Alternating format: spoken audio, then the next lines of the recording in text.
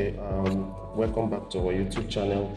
In today's video, we'll be looking at this lymphatic tissue that's located below the inguinal ligament. And this lymphatic tissue, they're like nodes and they help to filter the lymph of the lower limb.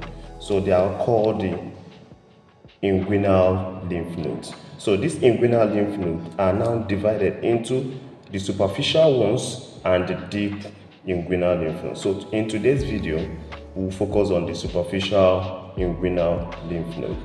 So in this superficial inguinal lymph node that you can see here, there are about 10 of the superficial inguinal lymph node, bounded by superiorly the inguinal ligament, laterally by this muscle here called the sartorius muscle, and medially by this muscle here called the adductor longus.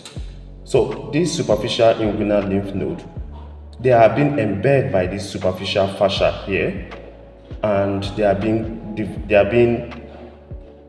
arranged in a T shape and horizontal shape. They are arranged in vertical shape and horizontal shape.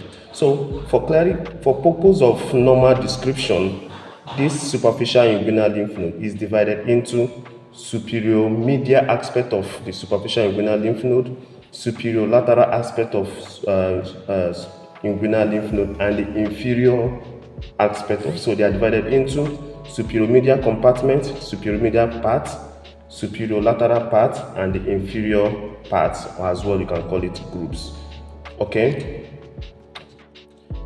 Medial to these superior groups, we can see the great saphenous vein running towards the superior group of the superficial inguinal lymph node.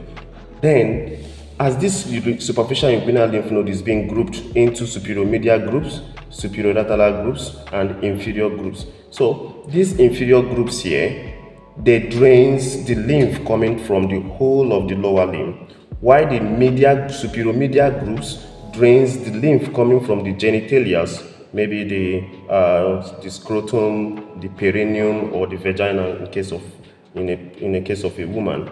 And the superior lateral groups drains the lymph coming from the lateral aspect of the gluteal region and the upper part of the abdominal wall.